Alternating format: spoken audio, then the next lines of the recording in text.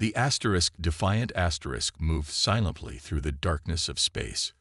Captain Hannah Park stood tall on the bridge, her eyes fixed on the large screen in front of her. The ship was on a routine mission near the edge of space that humans had explored. It was quiet, too quiet.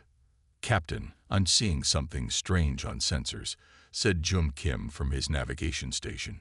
His fingers moved quickly over the controls as he tried to make sense of the readings. "There are many objects ahead. Very many." Hannah turned to him. "How many?" "Thousands," Jun replied, his voice dropping. "Maybe more." "Show me," she ordered. The main screen changed to show what was ahead of them. Everyone on the bridge stopped talking at once. In the blackness of space stretched a vast collection of ships. They were arranged in perfect formation, their metal hulls reflecting distant starlight. The ships were unlike any human design. Angular, with sharp edges and strange protrusions. "I count at least 100,000 vessels," said Dadley from the tactical station. His normally calm voice had a slight tremor. "Various sizes, from small fighters to massive carriers." Captain Park gripped the railing in front of her. 100,000 ships. The entire Earth fleet numbered less than 200. "Any idea who they are?" she asked. Before anyone could answer, Communications Officer Yun Choi spoke up. "Captain, we're getting a message from the fleet." "Put it through," Hannah said, straightening her back and lifting her chin. The screen flickered, and the bridge crew found themselves looking at an alien face.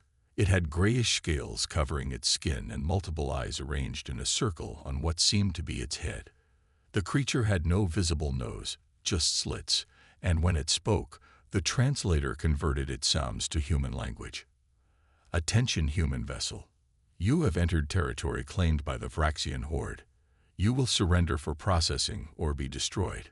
The voice was flat and emotionless, yet somehow threatening. Hannah took a deep breath. "This is Captain Hannah Park of the Earth vessel Defiant *. We were not aware this sector had been claimed. We are on a peaceful mission of exploration and mean no harm. Perhaps we could discuss." "There is nothing to discuss," the alien interrupted. "Your technology is primitive but interesting. Your ship and crew will be processed. Your knowledge will be added to ours. Resistance is pointless." Hannah tried again. "We represent the United Earth government, which would welcome peaceful contact with the Vraxian horde. We could arrange proper diplomatic meetings. Diplomacy is inefficient. Submission is required. You have 2 of your minutes to power down your systems and prepare for boarding." The screen went black. Hannah turned to her crew. Their faces showed a mix of fear and determination. "Options?" she asked. Day spoke first. "Their weapons are charging. From what I can tell, even one of their smaller ships outguns us. Can we outrun them?" Hannah asked June. He shook his head. "The defiant asterisk is fast, but there are too many of them spread across too wide an area. They would catch us." Science Officer Subai had been quietly analyzing data at her station. She looked up with worry clear on her face. "Captain, I've been scanning their communications. They're searching our databases, trying to break through our firewalls." "Can they get in?" Hannah asked sharply. "Our security is holding for now, but they're persistent." Sue's fingers flew over her screen. "They're specifically looking for navigational data. I think they want Earth's location." A heavy silence fell over the bridge. They all understood what that meant. If this Vraxian horde found Earth with a fleet this size, humanity wouldn't stand a chance. "We can't let that happen," Hannah said quietly. Tactical Officer Daz's console beeped. "Captain, they're moving into attack formation. Several smaller vessels are approaching." Hannah paced the bridge, thinking quickly. The Defiant asterisk was a new type of ship with experimental technology that hadn't been fully tested in combat. They were outnumbered beyond reason. Running might lead these aliens back to Earth. Fighting seemed impossible. "Sue, what can you tell me about their ships?" "Any weaknesses?" Sue analyzed the incoming data. "Their hulls appear extremely strong. but they're giving off unusual energy readings. Their power sources are different from ours in some fundamental way. Different how? Hannah pressed. I need more time to analyze, Sue said, frustration in her voice. We don't have time, Dad cut in. 30 seconds until they're in firing range. Hannah made her decision. June, evasive maneuvers. Keep us out of their firing lines as long as possible. Dad, ready all weapons, but hold fire until I give the order. Sue, keep working on those scans. Ian, prepare a tight beam transmission to Earth with everything we've learned about these Vraxians. If we get the chance, we'll send it. And if we don't get the chance? Ian asked quietly. Hannah looked at each of her crew members. They were the best Earth had to offer, handpicked for this experimental vessel. And now, they might be all that stood between humanity and extinction. Then we make sure these Vraxians never find Earth, she said firmly. One way or another. The first energy blasts from the alien ships lit up space around them. The Defiant Asterisk shook slightly as its shields absorbed the impacts. Shields at 92%, reported Da. Their weapons are powerful, but our new shielding is holding better than expected. A small spark of hope lit in Hannah's chest. Maybe, just maybe, they had a chance. Captain, Sue called out suddenly, excitement in her voice. I found something. Their ships give off a specific radiation signature that might be a vulnerability. If we could somehow generate the right opposing frequency. They're surrounding us, Jun interrupted, hands working furiously at his controls. Dozens of ships closing in. Captain Park looked at the tactical display, watching as the alien vessels moved to encircle the Defiant Asterisk. 100,000 against 1. The odds were impossible. But impossible odds were sometimes the only kind worth fighting. Hold position, Hannah ordered. Sue, I need more on that vulnerability. Everyone else, prepare for battle. If these Vraxians want to learn what humans are capable of, we'll give them a lesson they won't forget. The red alert lights flashed across the Defiant Asterisk as Captain Hannah Park called her senior officers to the conference room. Outside, the Vraxian fleet had paused their attack, seemingly confused by the small human vessel that had managed to evade their initial assault. But Hannah knew they were merely regrouping. The conference room was quiet when she entered. 5 faces turned to her, waiting for guidance. These were her most trusted crew members, and now they faced an impossible situation together. You've all seen what we're up against, Hannah said, standing at the head of the table. We need to decide what to do next. She touched a control pad, and a holographic display appeared above the table, showing their ship surrounded by countless enemy vessels. We have 3 options, she continued. First, we can run. The Defiant Asterisk is faster than most of their ships. We might escape. But they'd follow us, said Daly, the tactical officer. We would lead them straight to Earth. Hannah nodded. Second option, surrender. They said they would process us. Communications officer Yun Choi reminded them. I don't think that means taking us prisoner. It doesn't, confirmed science officer Su Ba. Based on the data I've collected, the Vraxians are a collective species. They process other life forms by taking their knowledge and destroying what remains. They've likely done this to hundreds of other species. So surrender means death anyway, Hannah said flatly. And Earth would still be found, added Jun Kim, his usually cheerful face now grim. Which leaves us with option 3, Hannah said. We fight. Chief Engineer Tai Kang made a sound halfway between a laugh and a cough. Fight. Against 100,000 ships. He shook his head. That's not a battle, Captain. That's suicide. Maybe not. Ta suddenly sat up straighter, his eyes widening with an idea. The Nova Core. Everyone looked at him. The Nova Core was the heart of the Defiant Asterisk, an experimental power source that gave the ship its speed and strength. What about it? Hannah asked. It wasn't designed as a weapon, Tai explained, his words coming faster as the idea took shape. But with certain modifications, I could reconfigure it to release its energy all at once instead of in a controlled flow. It would create a massive pulse, spreading outward in all directions. Hope flickered across some faces, but Hannah remained cautious. Would it affect their ships? Tad looked to Sue, who was already working on her datapad. Perhaps, she said, eyes still on her calculations. The Vraxian ships have a unique energy signature. During our brief exchange, I detected something unusual. She looked up. Their ships are highly sensitive to a specific radiation frequency, 392.7 on the Karstov scale. And could the Nova Core produce this frequency? Hannah asked. Sue and Tai exchanged glances.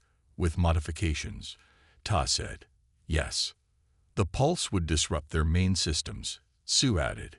It might even cascade through their entire fleet if they're connected, as I suspect. A spark of hope lit in Hannah's chest. How long would the modifications take?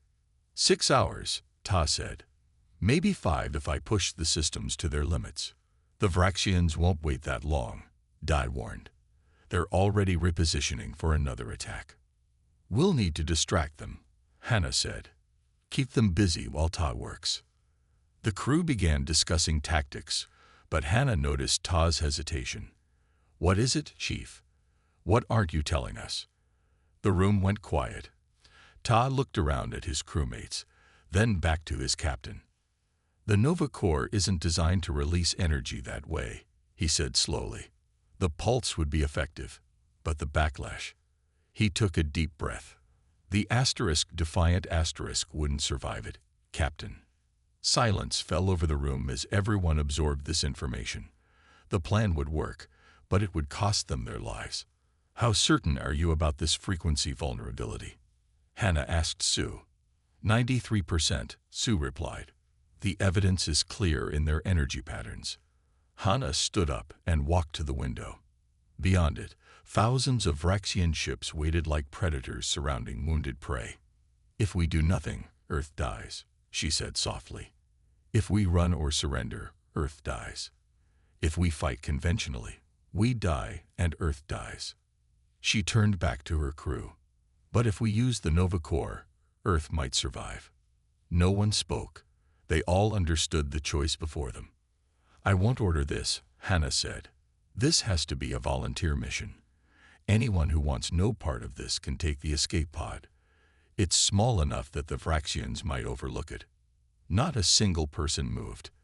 I have kids back on Earth, Jum Kim said quietly. 2 boys. If we don't do this, they won't have a future. My family has been in space service for 4 generations, Dai added.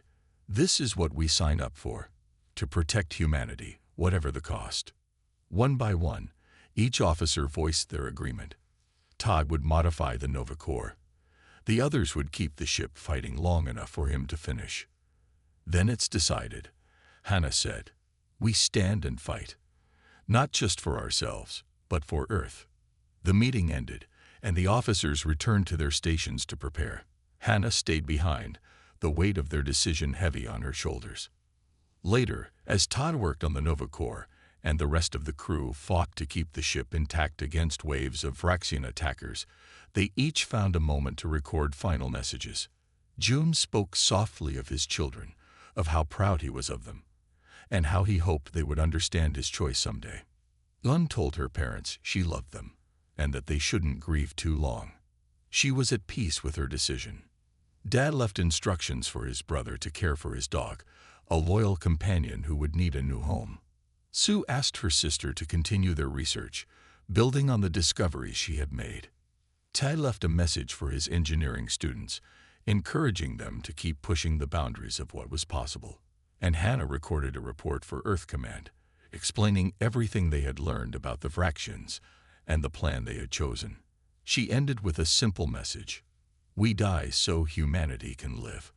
Remember us not with sadness, but with determination. The stars still await us. As the last of the messages was recorded, the ship shuddered from another hit. The shields were failing. Time was running out. Hannah called over the comm. How much longer? Almost ready, "Captain," came the reply. "Just need to calibrate the final frequency." Hana looked around the bridge at her crew, each focused on their tasks despite knowing what was coming. She had never been prouder. "Whatever happens next," she said, "it has been an honor serving with you all." The defiant asterisk waited silently behind the large gray moon. Inside, Captain Hana Park took a deep breath. The Nova Corps modifications needed more time, and they had to buy that time with blood and courage. "All stations, report," she ordered. "Weapons at full power," Day responded from tactical. "Engines ready," said June at the helm. "Shields at maximum," Yun confirmed. "Communications are clear," added Sue. "Nova Corps modifications at 60%. Tez's voice came over the comm system. "I need at least 40 more minutes, Captain." Hana nodded. "Then we'll give you 40 minutes. She stood up straight and looked at the main screen showing the vast Vraxian fleet waiting beyond the moon. "June, on my mark. Take us out, full speed. Aim for their command ships in Sector 4. "Yes, Captain," June replied, his hands poised over the controls. Hana took one last look at her brave crew. "Mark." The defiant asterisk burst from behind the moon, engines glowing bright blue as it accelerated to attack speed. The sudden appearance of the human ship caught the front line of the Vraxian fleet by surprise. On the bridge of the Vraxian command ship, Supreme Admiral Krez watched with his multiple eyes as the small vessel charged directly at his fleet. "The humans are either brave or foolish," he said to his second-in-command. "Destroy them." Back on the defiant asterisk, Dai called out. "They're launching fighters." Dozens of small, dart-like ships poured out of the larger Vraxian vessels, heading straight for the lone human ship. "Evasive pattern Delta," ordered Captain Park, gripping her chair as the ship began to move in an unpredictable zigzag pattern.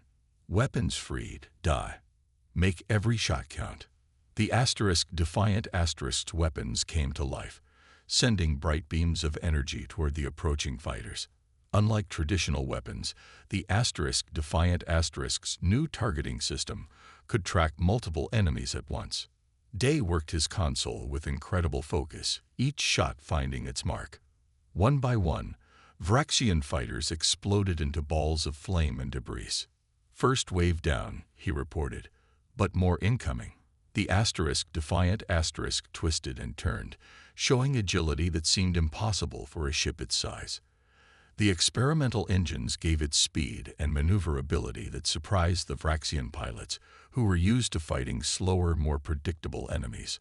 On his command ship, Admiral Krez watched in growing anger as the single human vessel evaded his fighters and even destroyed several of his larger attack ships. "Impossible," he roared as one of his cruisers exploded after a precise hit from the defiant asterisk. The human ship had somehow targeted a weakness in the cruiser's engine section that should not have been detectable. "How are they doing this?" "The human ship has technology we have not encountered before," his second-in-command reported. "Their shields are absorbing our energy weapons at a rate that defies our models." Krez slammed his clawed hand on his command chair. "I will not be humiliated by a single primitive vessel. Surround them. All ships, close formation." The Vraxian fleet began to move, thousands of ships shifting position to form a sphere around the defiant asterisk. On the human ship, Sue noticed the change in formation. "Captain, they're trying to box us in." Hana nodded. "June, take us straight at the largest concentration of their ships." June looked back at her in surprise. "Straight at them." "They won't expect it," Hana explained. "And we need to keep moving. If they surround us completely, we're finished." June turned back to his controls. "Aye, Captain. Going in hot." The defiant asterisk changed course abruptly, accelerating toward a group of large Vraxian battleships. The sudden aggression caught the aliens off guard, and several ships had to adjust their positions quickly to avoid collision. "Now, June," Hana called. Between the two command ships, the defiant asterisk shot through a narrow gap between two enormous Vraxian vessels. As they passed, Dai fired precisely at the connecting struts of a nearby ship, causing it to spin out of control and crash into another. "Good work," Hannah said, as explosions lit up the space behind them. The Defiant Asterisk continued its deadly dance, darting between larger enemy vessels and using their own ships as shields against friendly fire. June's piloting was inspired, weaving through debris fields that the more rigid Vraxian ships couldn't navigate. "Their attack pattern is too structured," Sue observed, watching the tactical display. "They don't adapt well to unexpected situations." "Then let's give them more surprises," Hannah said. "Dai, target their communication relays whenever you see them. Let's confuse their coordination." As the battle continued, the Defiant Asterisk took hits despite June's best efforts to evade. The ship shuddered with each impact, though the experimental shields held better than anyone had dared hope. "Hull breach on Deck 4, shouted Ty over the comms suddenly. The sound of alarms blared in the background of his transmission. "Emergency force fields are holding, but we can't take much more of this." "Status of the Nova Core modifications?" Hannah asked, steadying herself as another hit rocked the ship. 80% complete, Tay replied. "Just need 20 more minutes." "You've got 10, Hannah responded. "We might not last 20. On the Vraxian command ship, Admiral Krez was in a fury. The single human vessel had destroyed dozens of his ships and damaged many more. No species had ever resisted the Vraxian horde so effectively. "All ships, converge on target," he ordered. "I want that ship destroyed." The entire Vraxian fleet began to close in, tightening the noose around the Defiant Asterisk. "Captain, we're running out of room to maneuver," Joan warned, his hands flying over the controls. "There are too many of them." Hannah studied the tactical display. They needed more time, but they were running out of options. "Sue, what about the nearby asteroid field?" she asked. Sue checked her readings. "Dense and unstable. The rocks are rich in metals that would interfere with Vraxian sensors, but navigating it would be extremely dangerous."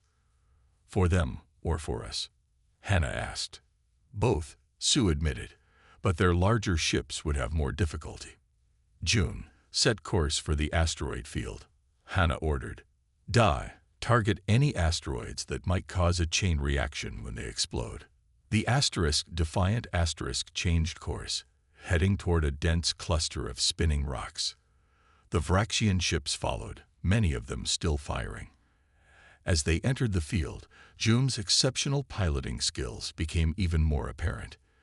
He guided the ship through narrow gaps between asteroids, sometimes with only meters to spare. The pursuing Vraxian ships weren't as fortunate. Their rigid formations and less responsive navigation systems led to collisions with the asteroids and with each other. "It's working," Yun exclaimed as several Vraxian ships exploded behind them. Despite the damage it had sustained, the Defiant Asterisk continued its desperate fight, weaving through the asteroid field, firing precisely, and leaving a trail of destruction in its wake. For each minute they survived, they gave Ta more time to complete the modifications that might save Earth. And deep in the engineering section, surrounded by sparking systems and the heat of the overworked engines, Tai worked frantically to convert their ship's heart into the weapon that would be both their destruction and their legacy. The Defiant Asterisk limped through space, trailing debris and venting atmosphere from multiple breaches in its hull. For 3 hours, the lone human ship had fought against impossible odds, destroying hundreds of Vraxian vessels and confounding their battle strategies. But now, the brave vessel was reaching its limits. On the bridge, Captain Hannah Park gripped her chair as another explosion rocked the ship. The lighting flickered, then switched to the dim red glow of emergency power. Smoke filled the air, making it hard to breathe. Hannah wiped blood from a cut above her eye and looked around at what remained of her bridge crew. "Status report," she ordered, her voice steady despite everything. Dadley worked at his tactical station, which was sparking dangerously. "Weapons depleted, Captain. All missiles fired, energy banks drained.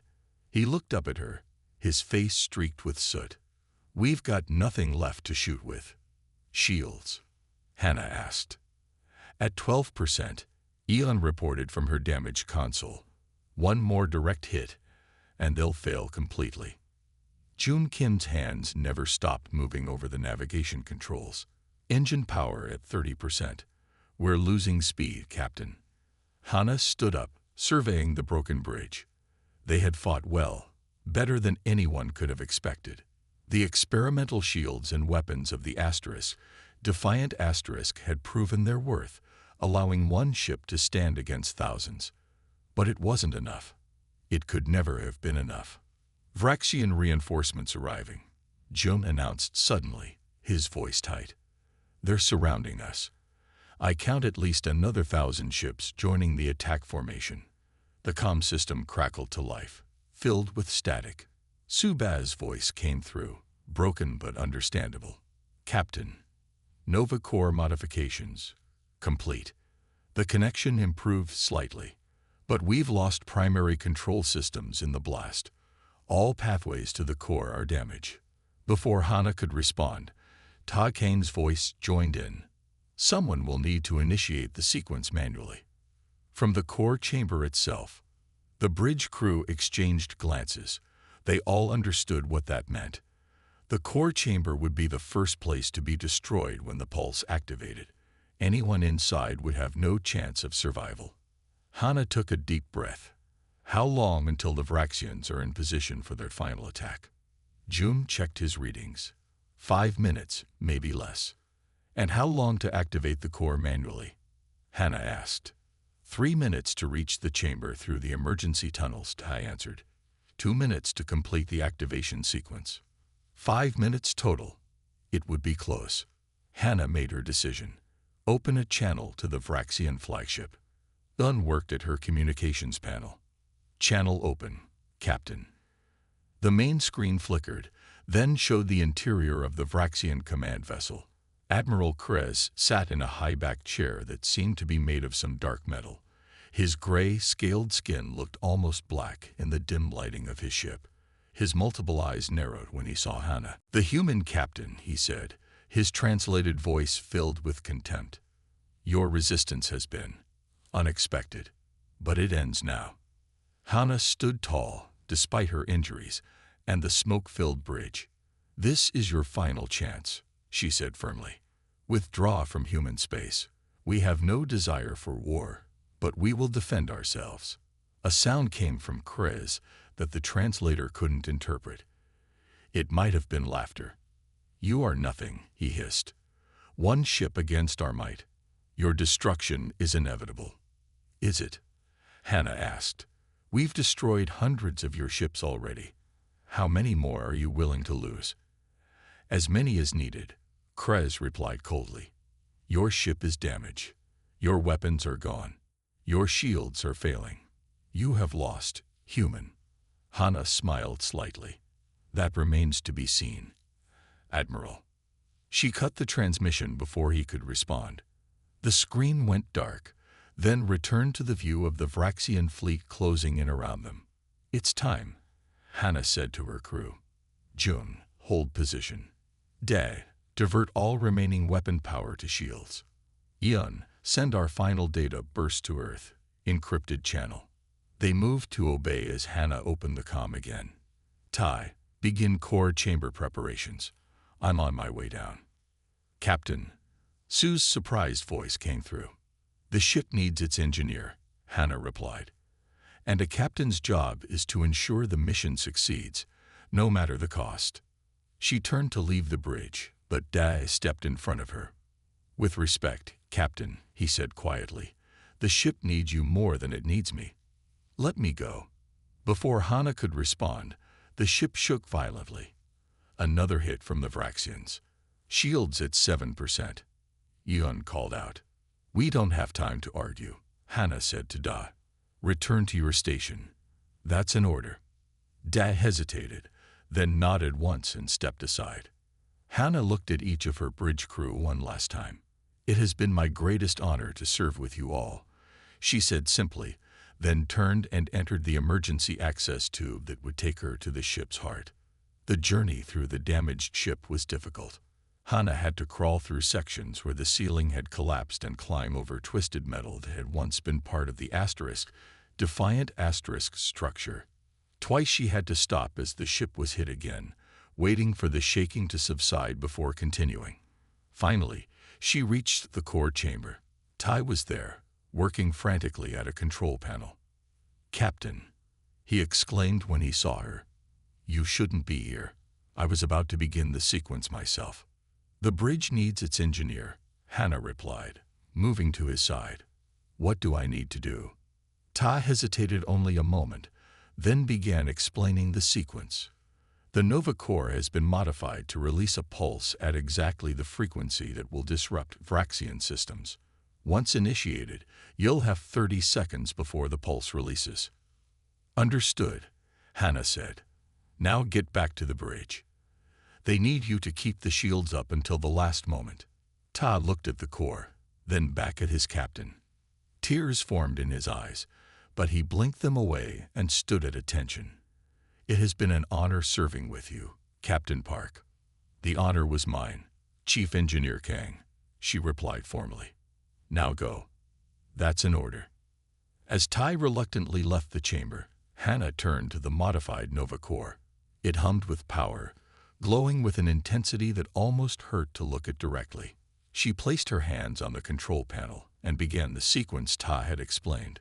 Above her, on the bridge, the crew continued their desperate fight to keep the ship intact just a little longer. Systems failed around them, but they worked through the chaos, each focused on their duty. Through the comm system, they heard their captain's voice one last time. "It's been an honor," Hannah said as she completed the final sequence. The Nova Core began to pulse with light, building toward the release that would destroy the Vraxian fleet, and the Defiant with it. In her last moments, as the light of the core grew blindingly bright, Captain Hannah Park stood tall and straight, her eyes fixed on the future she was saving rather than the death rushing toward her. At the heart of the Defiant, the Nova Core began to pulse with blinding light. The energy built rapidly as the modifications designed by Tai Kang reached their final stage. Captain Hannah Park's hand remained steady on the activation panel until the very end. In the darkness of space, the Vraxian fleet closed in for the kill. Admiral Krez watched with satisfaction as his ships surrounded the damaged human vessel. Victory was moments away. Then it happened. The Defiant exploded in a flash so bright it temporarily blinded sensors across the fleet. But this was no ordinary explosion. From the center of the light came a wave of energy, invisible except for the slight shimmer it created as it moved through space at the speed of light. When the wave touched the first Vraxian ships, they simply went dark. No explosions, no dramatic destruction, just a complete shutdown of all systems. The wave continued outward, engulfing ship after ship, spreading through the vast fleet like a silent plague. On the Vraxian flagship, Admiral Krez rose from his command chair in alarm as warning signals flashed across his control panels. "What is happening?" he demanded. His second-in-command worked frantically at his station. "Unknown energy pulse, Admiral. It's disrupting our..." The words died as the lights went out. Emergency systems tried to activate but failed. In moments, the mighty flagship was nothing but a dark, powerless hulk floating in space. Across the fleet, the same scene repeated. 100,000 ships, from massive carriers to tiny fighters, all rendered useless in seconds. The carefully calibrated pulse had targeted the specific frequency that powered Vraxian technology, overloading their systems beyond recovery. Where the Defiant had been, there was now only debris. The brave ship had broken apart from the force of the explosion. But in its final moments, as the Nova Core began to overload, an automated system had activated. A small, heavily shielded pod ejected from the dying vessel, carrying the ship's logs, data, and personal recordings of the crew. The pod's thrust took it far from the battle scene before it went dormant, its beacon set to activate only after a safe period had passed. For 6 months, the beacon waited silently as the disabled Vraxian ships drifted in space. Some eventually recovered minimal power.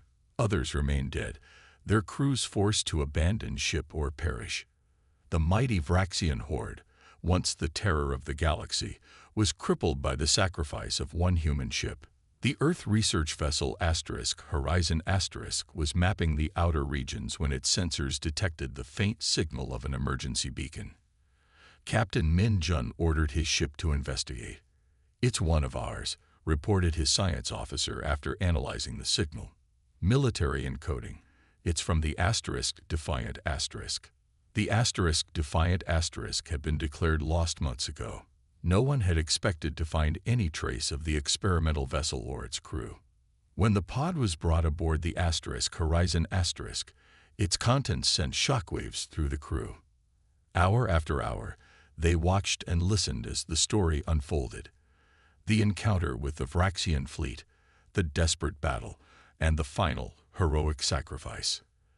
"They saved us all," Captain Min said quietly when the last recording ended. "They saved Earth." The data was rushed back to Earth.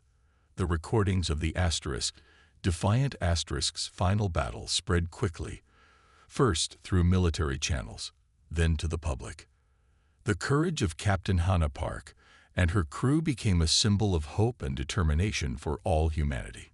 In a solemn ceremony attended by thousands, Earth's highest military decoration was awarded to the crew of the Defiant Asterisk. Captain Hannah Park, Science Officer Su Ba, Engineer Ta Kang, Tactical Officer Da Li, Communications Officer Yun Choi, and Navigation Officer Jun Kim. Their names were inscribed on a monument in the center of Unity Plaza. The families of the crew stood together as the president spoke of their sacrifice. Jun's 2 young sons held hands, their faces brave despite their tears. Yun's elderly parents accepted her medal with quiet dignity. Dae's brother brought his dog, now wearing a special collar with Dae's insignia. But the legacy of the Defiant Asterisk went beyond honors and memories. The scientific and tactical data recovered from the pod proved invaluable. The Vraxian weakness to specific radiation frequencies became the foundation of Earth's new defensive strategy.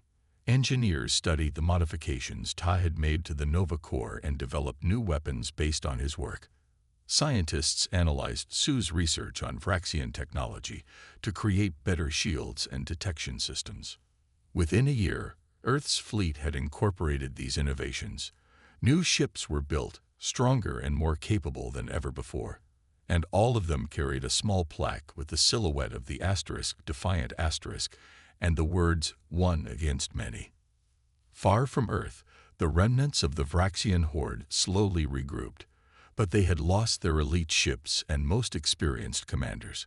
More importantly, they had lost their aura of invincibility. Admiral Krez, one of the few high-ranking survivors, stood on the bridge of his new flagship. It was smaller than his previous command, a reflection of their diminished power. "The border of human space is ahead," his navigator reported. "Shall we proceed?" Chris stared at the view screen, remembering the small ship that had defied his entire fleet. One ship that had fought with such unexpected skill and courage. One ship that had, in the end, defeated them all. "No," he said finally. "We will avoid human territory. Find us another route." As the Vraxian fleet changed course, moving away from Earth and its colonies, word of their retreat spread through the galaxy. Other species, some who had suffered under Vraxian attacks, some who had simply lived in fear of the day the horde would come for them, told and retold the story. The story of one human ship against a fleet of 100,000, and how the 100,000 didn't stand a chance. In the years that followed, as humanity continued to explore the stars, the legend of the Defiant Asterisk traveled with them. It became more than a tale of sacrifice. It became a warning to any who might threaten Earth, and a reminder to humans themselves of what courage and determination could accomplish, even against impossible odds. And somewhere in the vastness of space, the scattered remains of the defiant asterisk continued their endless journey among the stars. Not just debris, but a memorial to 6 brave souls who chose to stand and fight when running would have been easier.